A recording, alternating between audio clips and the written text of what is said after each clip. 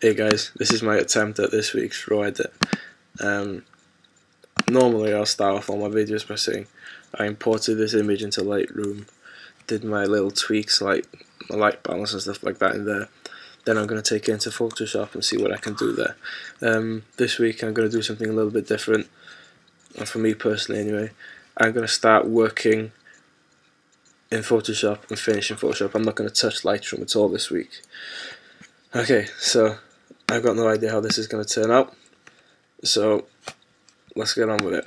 First thing I'm going to do is just going to drag the image onto Photoshop itself, so I can have a little play about with the image in Camera Raw. First thing I'm going to do, since I saw this image, it's a bit too pinkish. What do you call it? Magenta? What do you call it? That? It's a bit too pinkish for my liking. So I'm gonna play about with the tint, bring it back to about a minus 130ish, about minus 150. See the most that Camera Raw let me do. I'll see where I can go from there. Then don't want to go too warm. I'll bump it up to about 6,000ish. It looks pretty decent. Exposure, might bump that up just a little bit. I'm not going to touch my blacks, fill out, recover, anything like that. And I might add in a little bit more contrast, just so you can see if you can see on the jeans, and then on the stack he's got in the background here, just adds a bit more contrast to that. Yeah.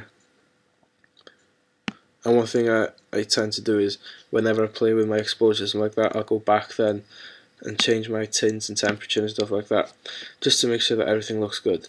So I'm pretty happy with how that's looking at the moment compared to how it was. So I'm going to hit open image, and it's going to open the image up in Photoshop for me.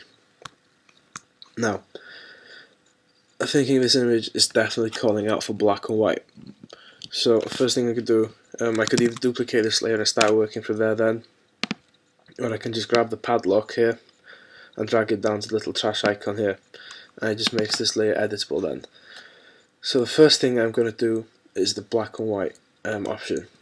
Actually I hit D to make sure that I've got black and white as my default colour. Now if I wanted to go black or white, I could use the adjustment layer, black or white, add that there then, and it gives me that, and I can go then about and play about. So if I want to take the blues down, stuff like that, that's great. Another thing I could do is use the black or white presets in Photoshop. So if I wanted to go high contrast blue, it'll give me that, and I can play about with that then. For me though, I prefer using the an adjustment layer called gradient map. So I hit OK, and I just feel that the black or white gives me is a little bit more punchy, and yeah, I'm pretty much happy with that there. But there's still more I think I can do to it. So what else can I add to it?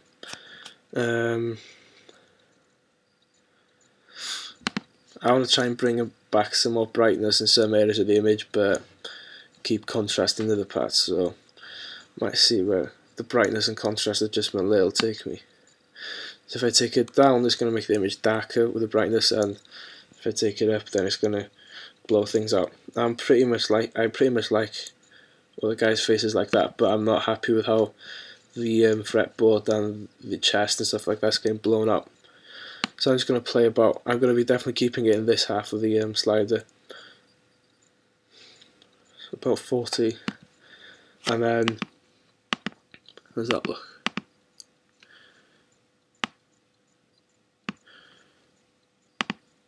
Yeah, I'm pretty happy with how that's looking there. Contrast, way too much.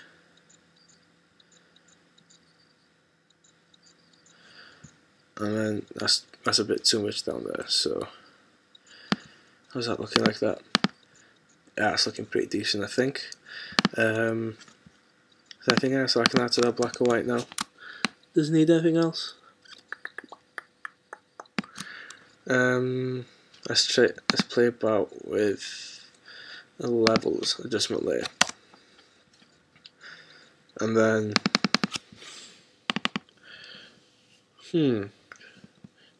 I'll look about, see what I could do here.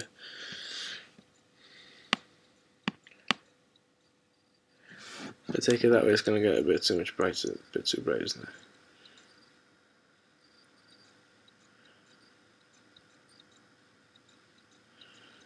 Does that look like that? Zoom out a bit. What's that giving me? I'm liking the darkness is bringing back into the image, but I might try and pull back on the highlights here to see what happens.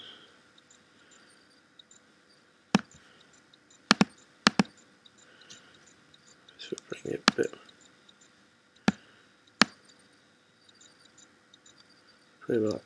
I don't want to lose any detail in the guy's chest piece tattoo because that looks pretty rad. Bring that back down like that then.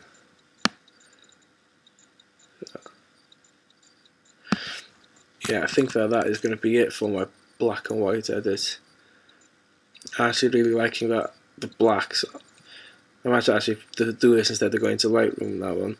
I'm really liking this edit here. So I'm going to group those up, and that's going to be my black and white. Just like that. I don't want to do that, I'm going to take it above that. Okay, so we went from that, coming out of Camera Raw, to that. Okay, next thing I'm going to do, what can I do? I want to try and do some kind of color edit, but I want to try and do something pretty cool. I mean, I could play about with my curve, play about with the master curve like that, and give it some kind of an S curve, but don't like that. And sometimes it makes pretty good sense just to go through the default Photoshop actions and see what they can give you. No.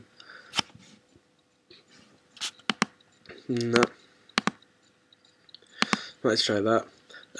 If you saw my screencast last week, I showed you one of these actions I found on the internet myself, and I found someone's tutorial and then I ported that into my own action. See what that gives me. Okay. Let's undo all that. Just delete those layers. Okay, why was that? That's merging everything down. Okay, so I'll play that and see where that takes me. That's pretty cool. I'm liking the pinkish tones it's got on the stage. I'm liking everything else, but I'm not liking the guy's face at all. So let's see where this can go. I can delete that because I don't need it anymore.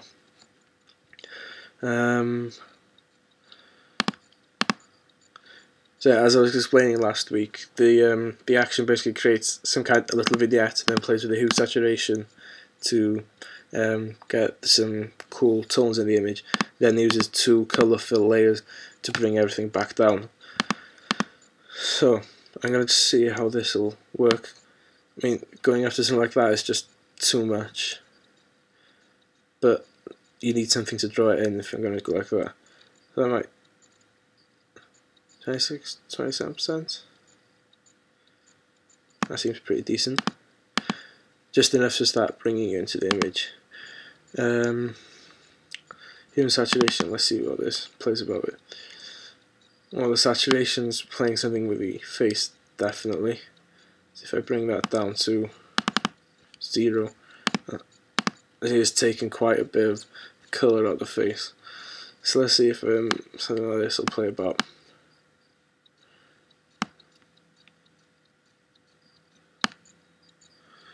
Ooh, way too much.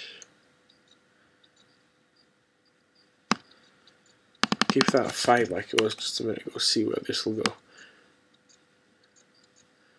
Don't add too much saturation to the image again. Don't want to make it too light either, because then I kind of want it to be a pretty dark image and then that's just blowing out an image that don't like that. What happens if I make it a bit darker? Seems pretty decent. It's just bringing a little bit back into the image. I'm not going to play with curves because it went pretty bad just before I played this action, as you saw. Colour fill. And that's definitely having an impact on the face. But I'm kind of liking the overall look it gives on the image. So if I bring that opacity down a bit, it's about 5. I'm not really fussed about this guy in the background here. The guy on the stage here is the main focal attraction of the image, so I'm gonna keep him there, and then definitely need that then to bring everything back. So yeah, I'm pretty happy with how that is looking. That's what that guy reminds me. It reminds me of an AC/DC concert video I watched. Anyway, is there anything else I could add to this?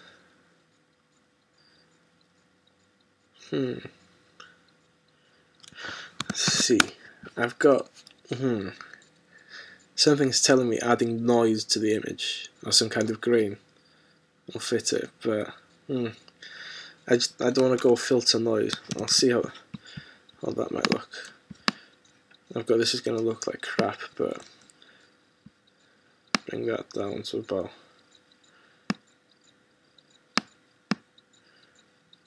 No, that does not look nice at all. Yeah, let's try something else then. Okay, let's try a grunge bush. Because when I used these the other week and showed you guys in the video a link to get them, it produces like the same kind of like grainy effect. So this might work. So I might make a new layer. Okay, make a new layer on top of that. White, so it'll show properly. Zoom out a bit.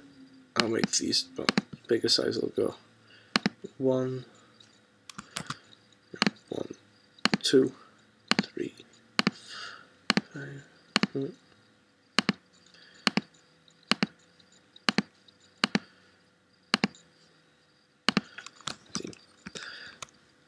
It's not looking. That's looking a lot better than the noise did, but still could be a bit. Want something a bit.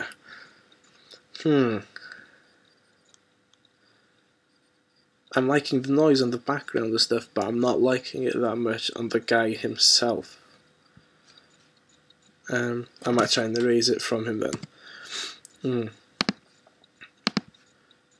Okay, there are 2 ways I can do this. I can straight up use the eraser tool, but that's just going to destroy the image itself, and if I make a mistake then it's not going to really work. Because if I go like over the guy and then say, well, I'm going to do the guitar as well, if I want to go back and redo that or undo that mistake, I'm going to have to go back and I've lost all my work. So what I normally do is I like to work with layer masks, and it should work pretty well in this. But yeah, again, I don't want it to be as harsh as the eraser was and remove everything from it. I just want a slight trace of it still to be there. So I'll try reducing the opacity on my brush to about 20 or 30%. So it paints back the image that was before with hopefully like a small, it's still got a slight tinge of grunge to it. See how that looks. I didn't need to undo that, I could have just painted back, but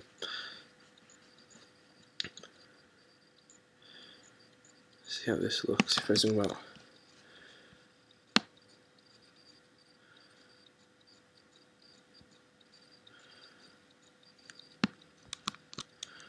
Let's go with the guy's arm, torso.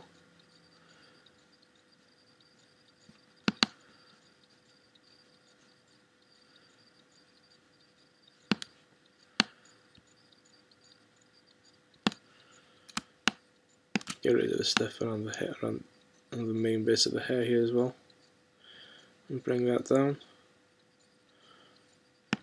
Make my brush a bit smaller so I can go with the arm and the hands,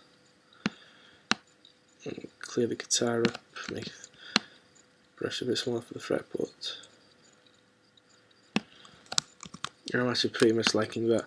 It's taken most of it off him, but it's still kept it in the background. And as you can see down in here, you've got a faint outline of what the guy is. Might bring it down just a little bit. Don't want it to affect the image that much. If I take it down a bit too much, then I'm just going to totally lose everything from the image. So I'll just play about the opacity here.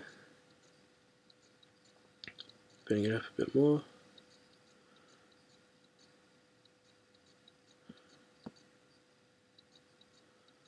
Yeah, I'm going to call it there, I think. So yeah,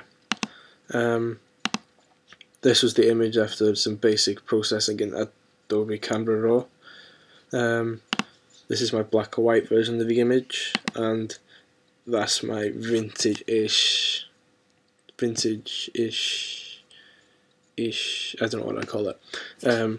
But yeah, I'm pretty happy with how that looks. Might even bring that up a little bit as well. It's about 75%. So yeah, once again, that was my image itself. That's my black and white attempt, and that is my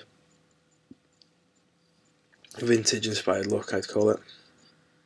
If you like these screencasts or something like that, leave me a comment down below, or like the video, or even subscribe so you'll know when I upload these videos again. And yeah, I'll see you guys next week.